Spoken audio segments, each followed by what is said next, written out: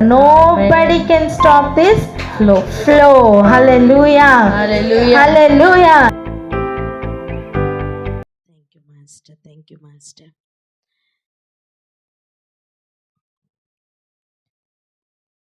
ఆజ్ఞల మార్గంలో నడుస్తున్నప్పుడు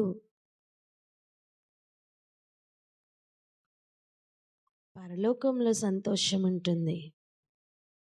పరలోకంలో సంతోషం అంటే భూమి మీద పరలోక వాసులకు సంతోషం ఉంటుంది, కానీ భూనివాసులకు సంతోషం ఉండదు. అర్థం, దేవుని ఆజ్ఞ పాటిస్తున్నారా? ఆ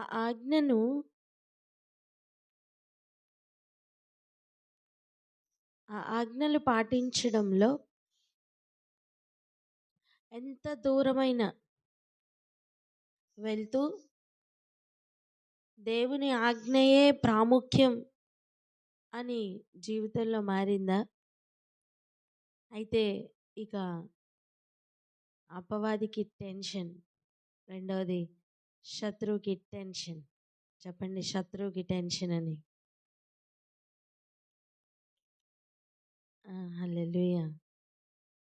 నీ దేవుడైన యెహోవాకి తప్ప ఇంక దేనికి మొక్కద్దు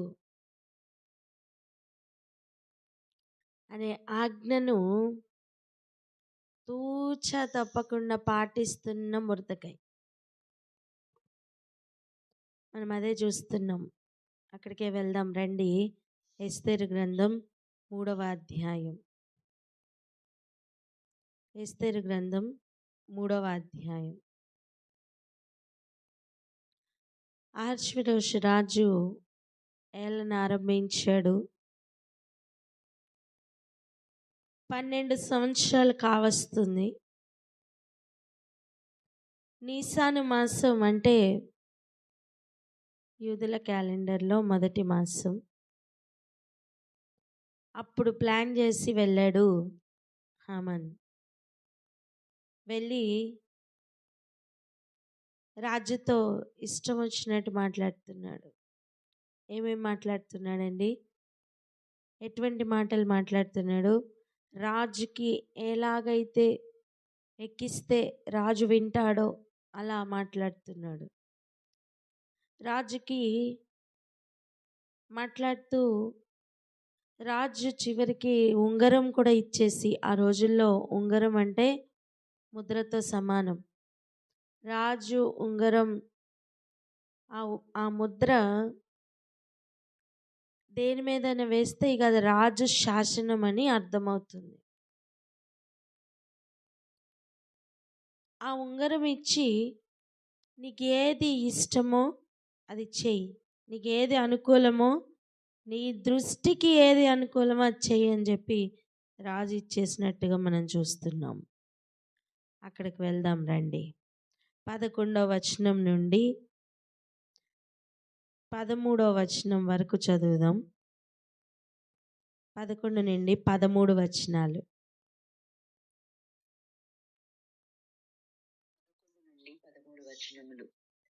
ఆ వెండి నీకు ఇయ్యబడినది, నీ దృష్టికి ఏది అనుకూలమో అది ఆ జనులకు చేయునట్లుగా వారును నీకు అప్పగింపబడి ఉన్నారని రాజు సెలవిచ్చెను.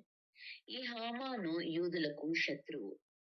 మొదటి నెల 13వ దినమందు రాజు యొక్క లేఖికులు పిలువబడిరి. హామాను ఆజ్ఞాపించిన ప్రకారము అంతయు ఆయా సంస్థానముల మీద నుంచబడిన రాజు యొక్క అధిపతులకును అధికారులకును, ఆయా సంస్థానములలోని జనముల మీద ఉంచబడిన అధిపతులకును అధికారులకును వారి వారి లిపిని బట్టియు ఆయా జనముల భాషను బట్టియు రాజైన అహష్వేరోషు పేరిట ఆ లేఖికుల చేత తాకీదులు వ్రాయింపబడి రాజు ఉంగరము చేత ముద్రింపబడెను. అదారు అను 12వ నెల 13వ దినమందు యవ్వనులనేమి, వృద్ధులనేమి, శిశువులనేమి, స్త్రీలనేమి, యూదులనందరినీ ఒక్క దినమందే బొత్తిగా నిర్మూలము చేసి వారి సొమ్ము కొల్లపుచ్చుకొమ్మని తాకీదులు అంచెవారి చేత రాజ్య సంస్థానములన్నిటికీ పంపబడెను. హల్లెలూయా. నీ దృష్టికి ఏది అనుకూలమో అది చెయ్యి అని చెప్పి ఒక అధికారం పొందుకున్న తర్వాత తాను శత్రువుగా ఉండి వెళ్ళిన ఎక్స్టెన్షన్ చూడండి.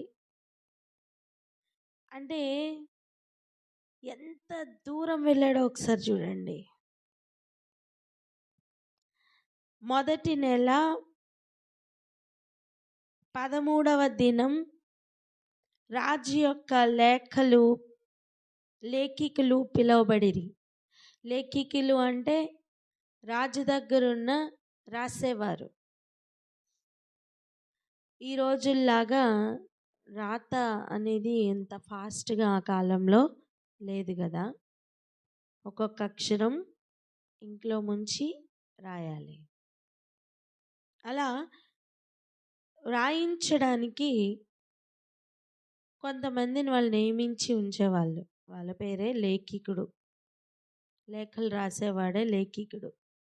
ఏదైనా విషయం రాసేవాడే లేఖికులు అని పిలువబడేవాళ్ళు. అలా లేఖికులను పిలిచారట.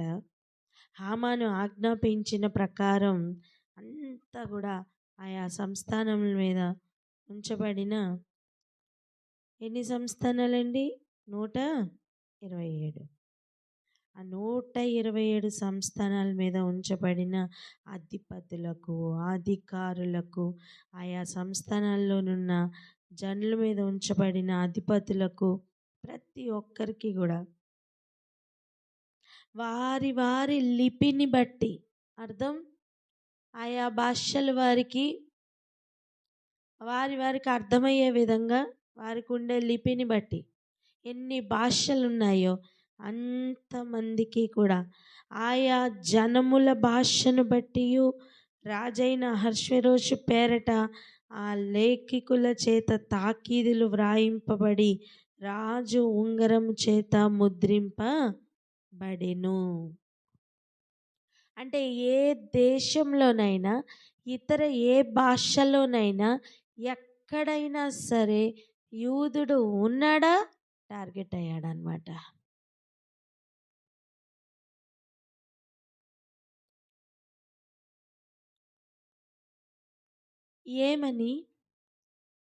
ఏమని అంటే ఆదారు అను 12వ నెల 13వ దినం.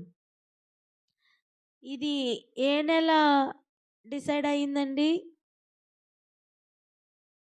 మొదటి నెల 13వ దినమందు లేఖికులను పిలిచారు. మధ్యలో 11 నెలలు టైం ఇచ్చారు. దేనికి? ఇవన్నీ వెళ్ళాలి కదా. ఇవన్నీ ప్రతి ఒక్క రాజ్యంకు వెళ్ళి రీచ్ అయ్యి ఇచ్చి అలా చూడండి. ఇంకా ప్రతి ఒక్కరిని కూడా టార్గెట్ చేయడం కోసం తీసుకున్న టైం అది. ఎవరిని వదలకుండా ప్రతి ఒక్కరిని కూడా టార్గెట్ చేయడం కోసం. ఈ రోజుల్లాగా అంత ఈజీ అయ్యేది కాదు కదా ట్రాక్ చేయడం. అందుకే ఇంత సమయం. ఆదారు అను 12వ నెల 13వ దినం టార్గెట్ పెట్టారు. యవ్వనులనేమి, వృద్ధులేమి, శిశువులేమి, స్త్రీలనేమి, యూదులందరినీ కూడా ఒక్క దినమందే. ఎన్ని రోజుల్లో అండి? ఒక్క రోజులోనే,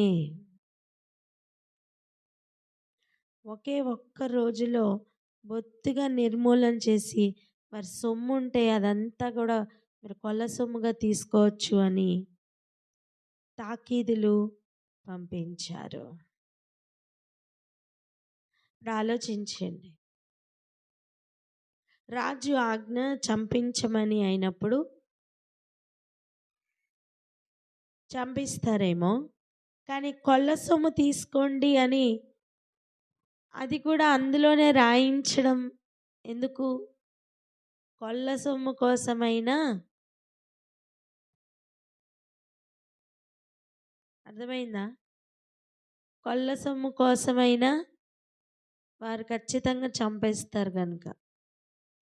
కొన్నిసార్లు కొంతమందిని కరుణించి వదిలేసే అవకాశం ఉంటుంది కదా. చూడండి, దేవుడైన యెహోవాయే చంపు వెళ్ళు అని చెప్పి సౌలుకి ఆజ్ఞాపిస్తే అగోగుని రాజుని ఉంచేసి బలంగా ఉన్న వాటిని ఉంచి వచ్చాడు.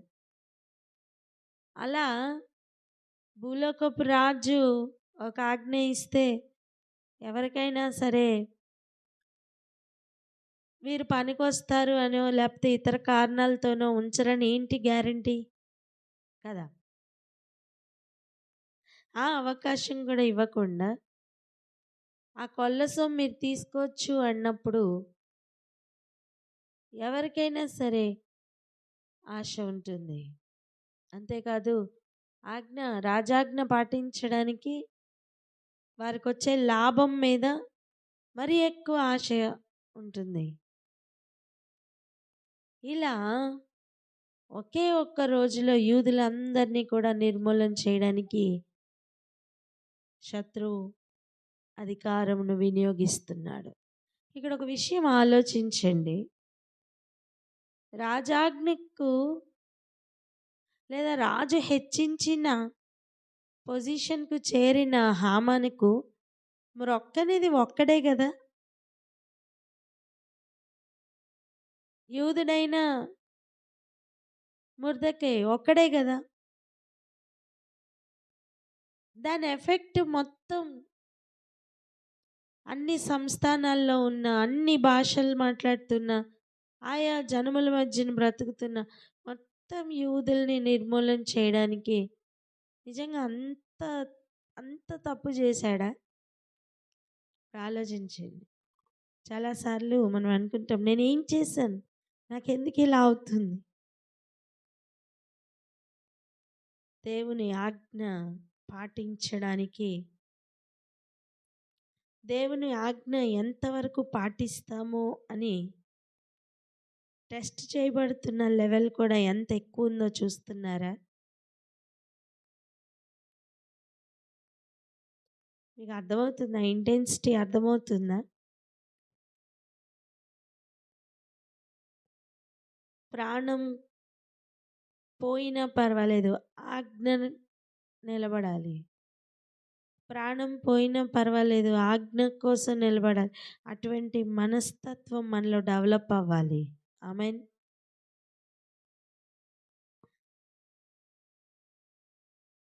ఆజ్ఞ పాటించడం కోసం ప్రాణం పోయినా పర్వాలేదు అని నిలబడేంత విశ్వాసం ఎవరు చూపిస్తున్నామండి?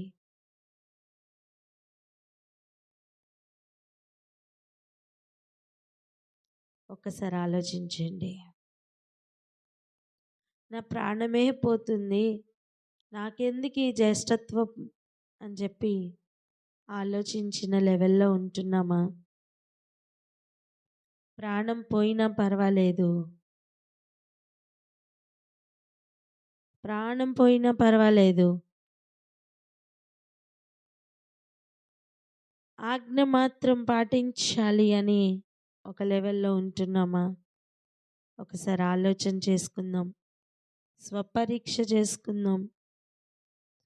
దేవునికి ఏది ఇష్టమో ఒకసారి ఆలోచన చేద్దాం. రాగి ప్రార్థన చేద్దాం. ఎవరైనా ప్రార్థన అందుకోండి.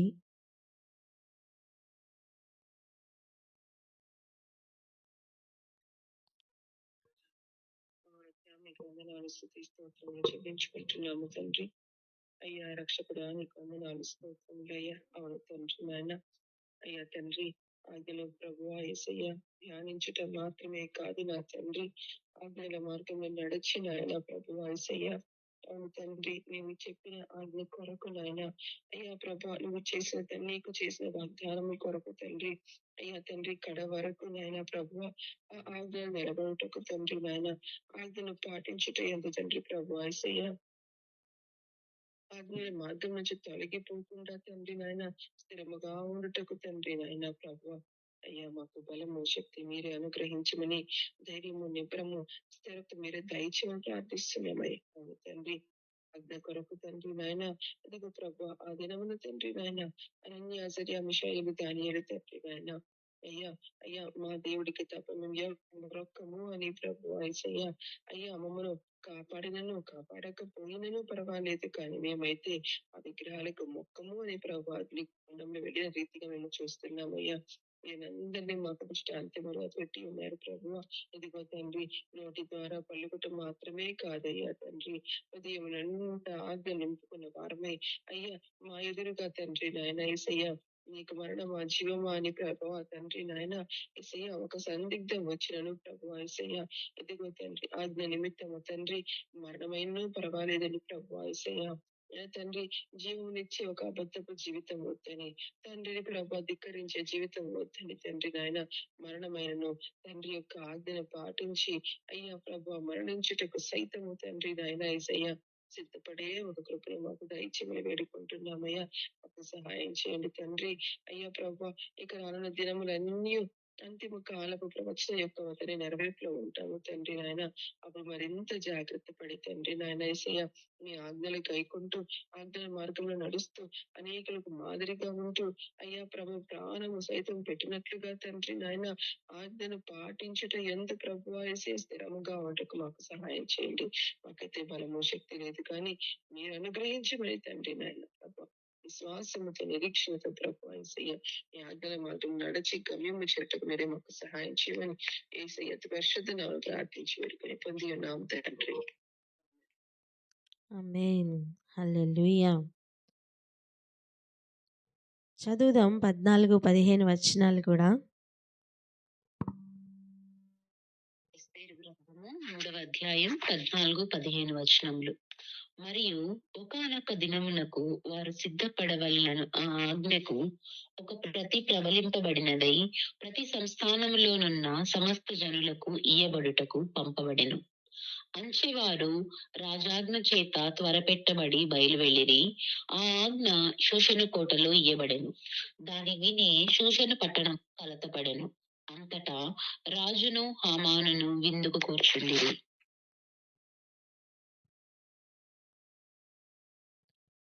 అంచెవారు రాజాజ్ఞ చేత త్వరపెట్టబడి బయలువెళ్ళిరట.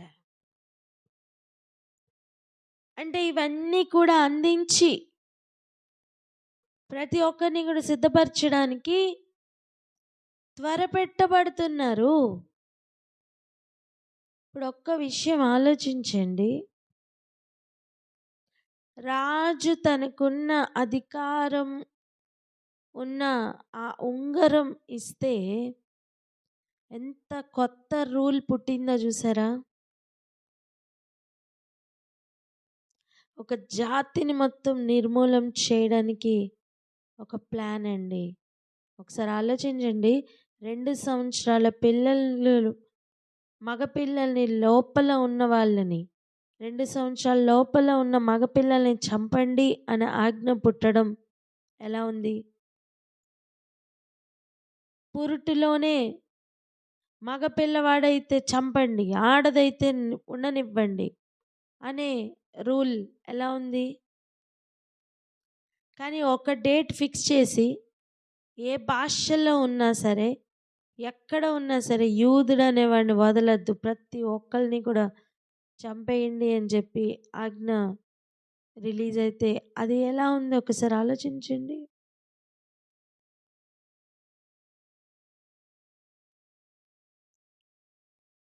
మోషే కాలంలో మగపిల్లల్ని బ్రతకనివ్వద్దు, చంపేయండి అని చెప్పి ఒక ఆజ్ఞ పాస్ అయింది. యేసుప్రభు కాలంలో 2 సంవత్సరాల లోపల ఉన్న పిల్లల్ని చంపేయండి అని చెప్పి ఒక ఆజ్ఞ జారీ అయింది. కానీ ఈ ఆజ్ఞ అలా లేదు. ఈ ఆజ్ఞ ఎలా ఉంది? స్త్రీలు, వృద్ధులు, పిల్లలు, పసిపిల్లలు ఎవరైనా సరే మొత్తం అందరినీ నిర్మూలం చేయనని పాస్ అయిన ఒక ఆజ్ఞ. ఆయన త్వర పెడుతున్నారట. అండ్ చూడండి అక్కడ ఇది ఈ విషయం ఇలా అందరికీ పంపించిన తర్వాత షూషన్ కోటలో కూడా అది ఇయ్యబడిందట. అక్కడే ఉన్నవారు షూషన్ కోటలో కూడా ఆ పేపర్స్ని ఇచ్చారు, లేదా ఆ తాకీదులని ఇచ్చేశారు. ఆ వెంటనే షూషన్ పట్టణంలో కలత, ఇదేంటి ఇదేంటి అని, ఇటువంటి ఆజ్ఞయా అని. అంతట రాజును హామాన్ను విందుకు కూర్చుండిరి. ఏమయ్యా హామాను, ఇది విందుకు కూర్చునే సమయమా నీకు? విందుకు కూర్చున్నారంట. ఇవే విషయాలు కూడా అంతగా రాజుకి తెలీదు. తెలుసా తెలీదా రాజుకి? చెప్పండి. ఈ కుట్ర మొత్తం తెలుసా రాజుకి? తెలీదండి. విందుకు కూర్చున్నారట. అంతా బాగానే ఉందిలే, ఎంత సంతోషమే అన్నట్లుగా విందుకు కూర్చున్నారు. శత్రువు ఎలా పనిచేస్తున్నాడో ఒకసారి గమనించండి. ఎగ్జాక్ట్గా ఇలాగనే ప్రకటన గ్రంథంలో కూడా జరగబోతుంది.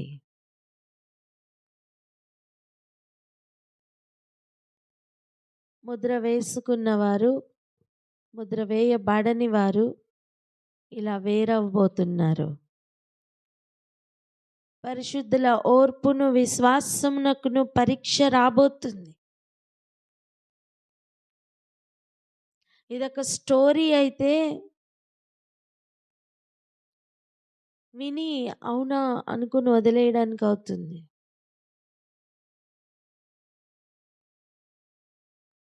కానీ రానున్న దినముల్లో ఒక ప్రిపరేషన్ కోసం ఇది మన కొరకు రాయించారు.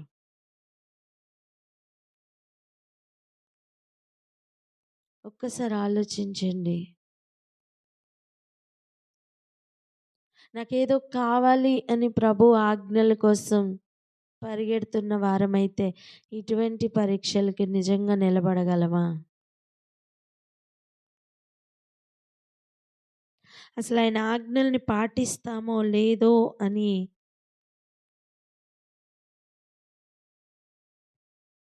ప్రభువే ఆలోచించి తన సైనికులని ప్రిపేర్ చేస్తున్నారు తెలుసా?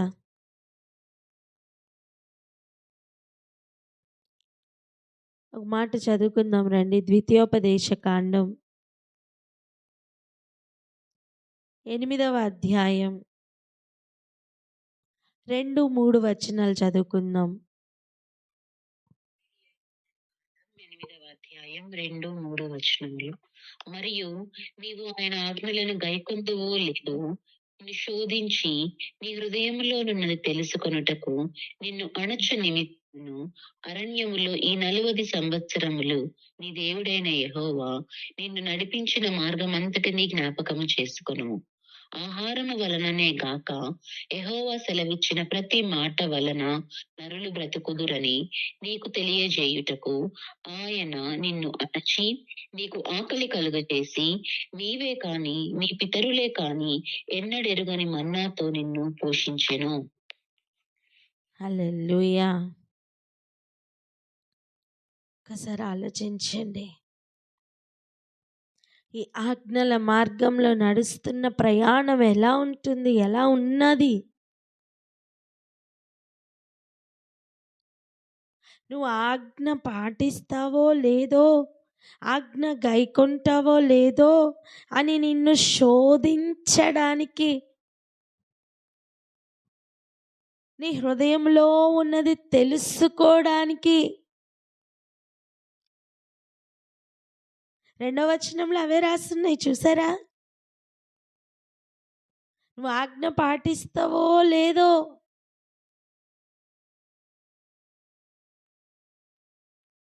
ఆ?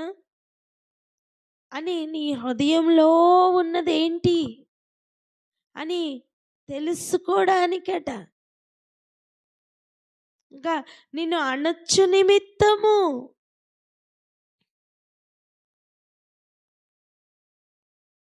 అరణ్యంలో ఈ 40 సంవత్సరాలు తిప్పారట.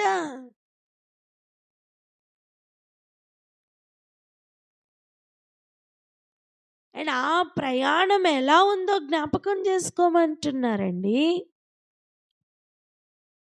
అంటే దేవుడు ఇచ్చిన ఆజ్ఞ మనం పాటిస్తామో లేదో అని ఒక శోధించే అనుభవం కూడా ఒకటి ఉంది.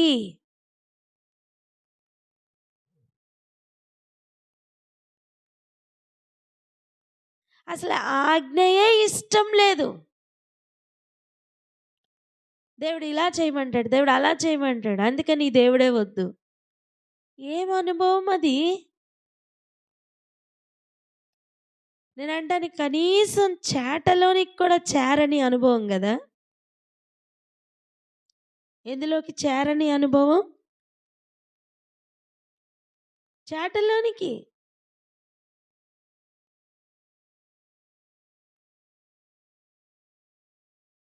అసలు ప్రభు ఆయన లెవెల్ అర్థం చేసుకుందాం.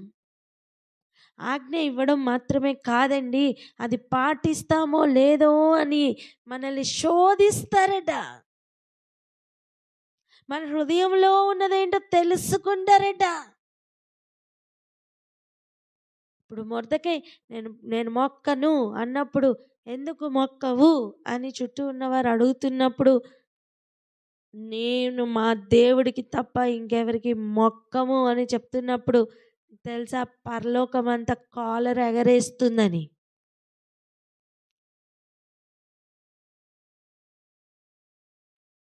హల్లెలూయా. ప్రతి దినం మనం మాట్లాడుతున్న ప్రతి మాట ఎంత విలువైనదో ఆలోచిద్దాం.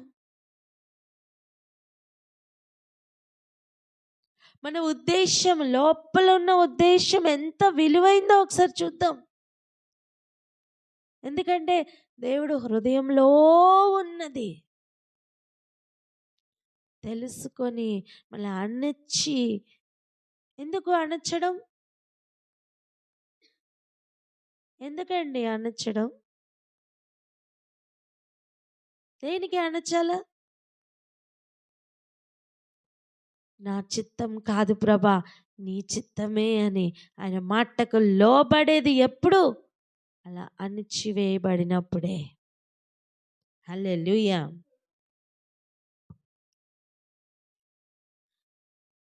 అక్కడ చెప్తున్న మాట చూసారా? ఆహారం వలన కాదు, తిండి వలన కాదు, యెహోవా సెలవిచ్చిన ప్రతి మాట వలన నరులు బ్రతుకుదురు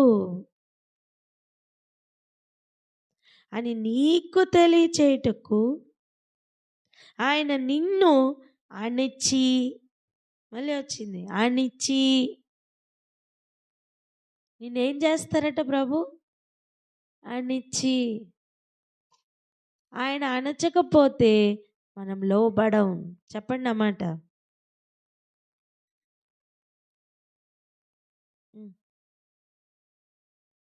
అందుకే దేవుడు కొన్ని పరిస్థితులను అలౌ చేస్తారండి.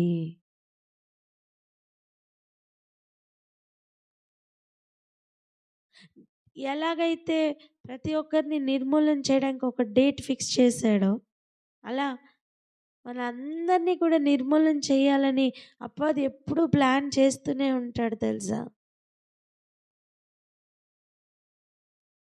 పరలోకంలో రూల్స్ వేరేగా ఉన్నాయి, భూమి మీద రూల్స్ వేరేగా ఉన్నాయి. భూమి మీద తిండి తింటే మనిషి బ్రతుకుతారు అన్నట్టుగా కనిపిస్తుంది, కానీ కాదట. ఆయన నోట నుండి వచ్చే ప్రతి మాట వలన బ్రతుకుతామట.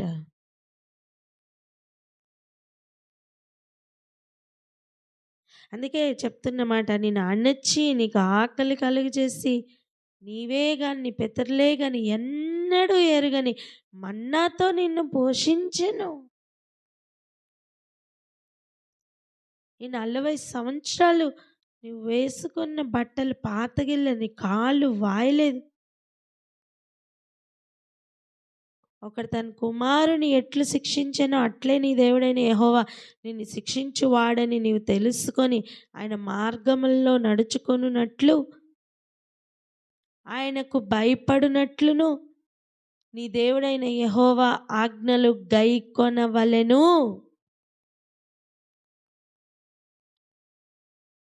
కాన్సెప్ట్ అంతా ఒక్కటే, ఆజ్ఞ గైకొనాలి.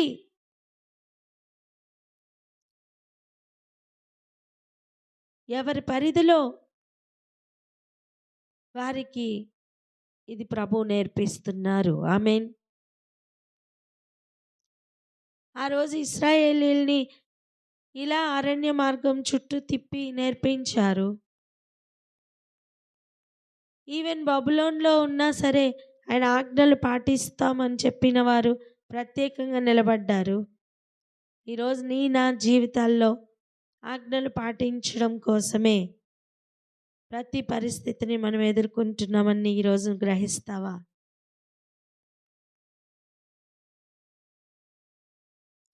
తప్పిపోవడానికి కాదు, పాటించడానికి దేవుడు ప్రాక్టీస్ ఇస్తున్నారండి. చెప్పండి, తప్పిపోవడానికి కాదు, పాటించడానికి అని చెప్పండి.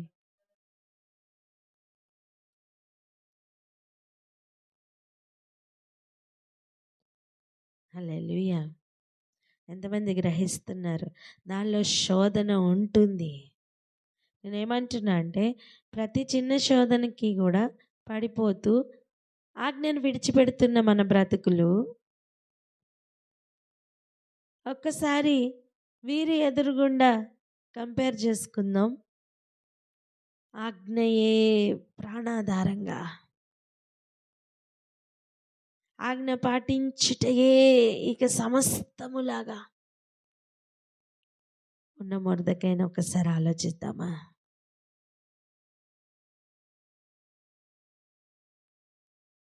ఖచ్చితంగా పరలోకమంతా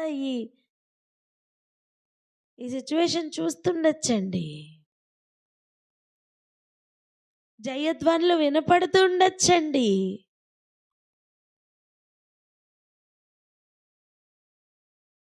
మరి శత్రువు ఇంత ప్లాన్ చేశాడు కదా, ఆ ఆజ్ఞను బట్టియే కదా అనిపిస్తుందేమో. అంచుల దాకా తీసుకెళ్ళిన యుద్ధం యెహోవాదండి. చెప్పండి, అంచుల వరకు వెళ్ళిన యుద్ధం యెహోవాదని.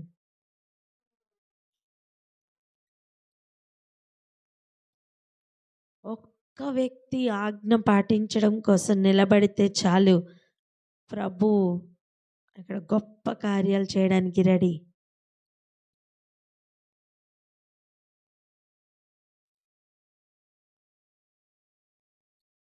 మనం నమ్మదగిన వారిగా లేం, నమ్మదగిన వారిగా మారాలి.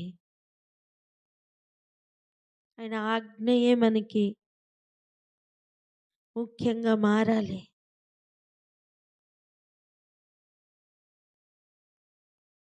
పరునిది ఆశించద్దు అనే ఆజ్ఞ, దొంగిలించద్దని ఆజ్ఞ, అబద్ధం ఆడొద్దని ఆజ్ఞ పాటిస్తున్నామా మనం?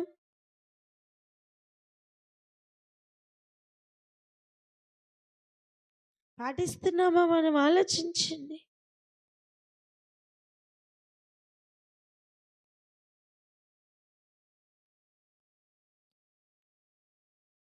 ఈరోజు ఒక్కటే ప్రశ్న వేసుకుందాం.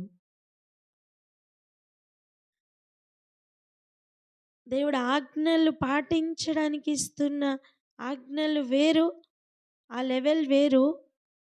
కానీ అది మనం పాటిస్తామో లేదో అని మనల్ని శోధిస్తున్న లెవెల్ వేరు. మనం ఇది దాటితే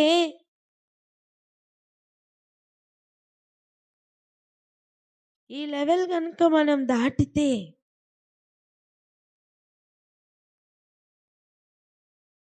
ఆయన పేరు నిలబెట్టగలుగుతాం. ఆమేనండ్రే.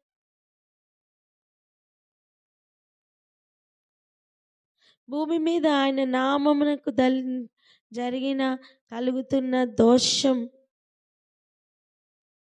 దూషణ అన్ని తొలగింపబడుతూ ఉంటాయి.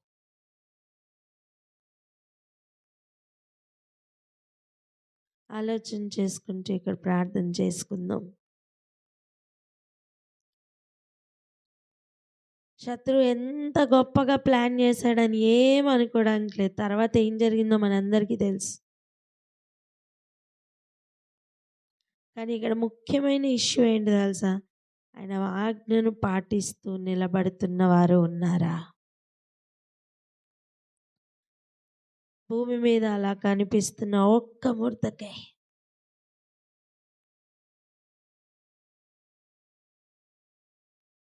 ఈరోజు అలా ఆ ఒక్కరి పేరులో నా పేరు ఉండాలి. చెప్పండి అన్నమాట.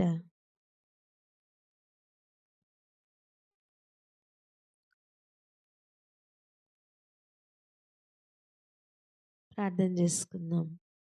మనం ఎక్కడున్నామో ఒకసారి ఆలోచించుకుంటూ ప్రార్థన చేసుకుందాం. ఒక ఆజ్ఞ పాటించడానికి మన వల్ల కాదు కదా. నీ మాట నేనెందుకు వినాలి అన్నట్లుగా కదా మనం ఉంటాం.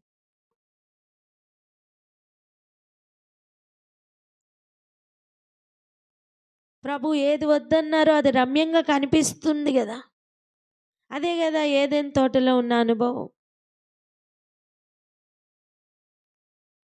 వెళ్ళగొట్టబడ్డాం, తృణీకరింపబడ్డాం, తిరిగి మరలా ఆయన చెంతకు చేరడానికి అదే ఆజ్ఞల మార్గం.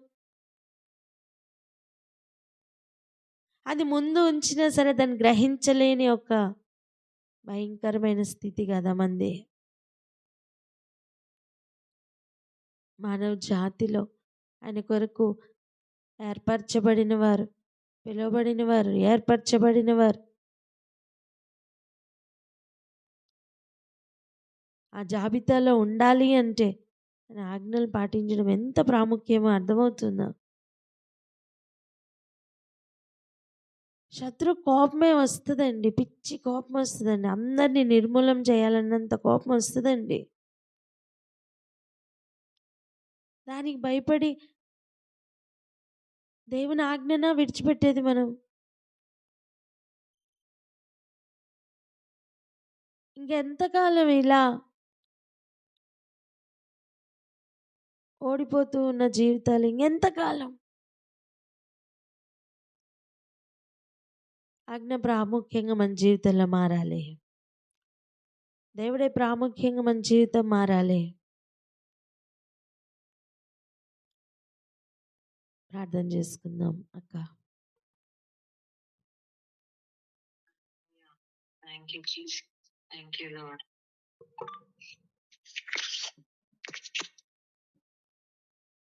Hallelujah. ప్రార్థన చేస్తాం.